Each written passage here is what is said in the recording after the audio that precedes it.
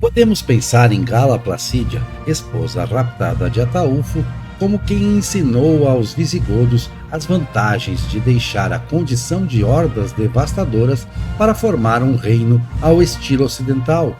O primo e sucessor de Ataúlfo, Valha, a devolve a Roma em troca de um acordo vantajoso à nascente monarquia bárbara, carta branca para expulsar hordas outras que haviam se apossado da Espanha em 409. Gala Placídia, épica governante romana, era católica convicta.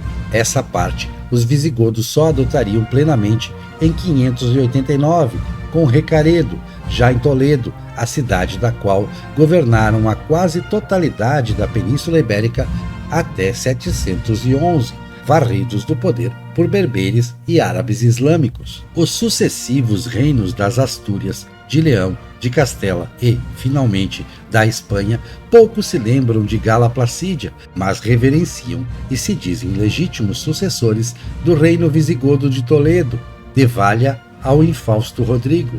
Portugal, fundado depois por Vímara Pérez e feito reino por Afonso Henriques, deve muito pouco aos visigodos. Se eles representaram cerca de 2% da população ibérica em seus 3 séculos de presença e domínio, na Galícia e nas partes ocidentais de Lusitânia e Bética, essa participação certamente foi menor. Tal o desinteresse daqueles reis quase esclarecidos por essas terras. Se devastaram Braga em 585, foi para destronar os ainda mais iletrados suevos, nada contra ou a favor dos autóctones.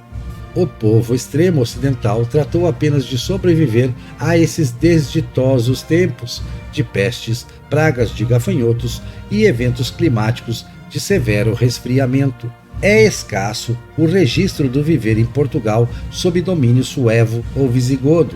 A historiografia sabe que a maior parte das cidades, como Lisboa, Conímbriga e Évora, experimentou decadência. No campo, habitat de quase todos, seu corpo sofria, as identidades pré-bárbaras se mantinham.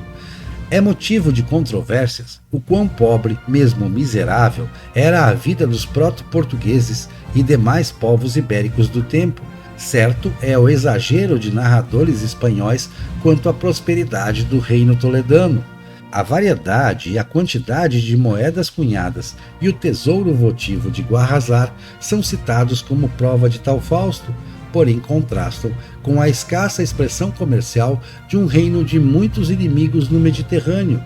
Então, o único mercado viável. Se a Igreja exercia robusta ação civilizadora e, em grande parte, tutelou e modulou o poder real, a instabilidade política e a violência predominaram vezes demais para que se possa falar em monarquia sábia, respeitadora estrita da propriedade e direitos outros. Se o incremento do monasticismo preservava a vida intelectual, a tradição escrita e a tecnologia produtiva, não fortaleceu suficientemente a coesão social e a economia a ponto de se falar numa continuidade absoluta do apogeu da cultura e da estrutura social romanas. De modo que a civilização toledana, enquanto assumidamente sucessora da tardo-romana cristã, foi quase isso. Não de todo.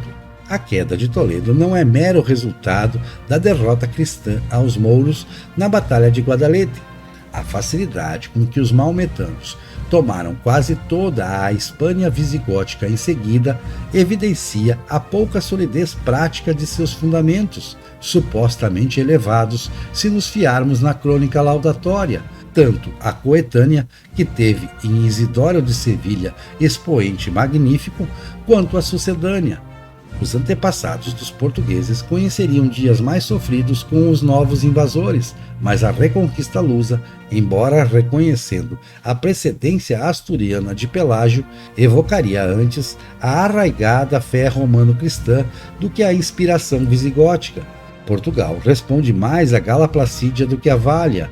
A Espanha, a rigor, também, mas era e é preciso marcar a diferença, pois a história se conta do presente para o passado.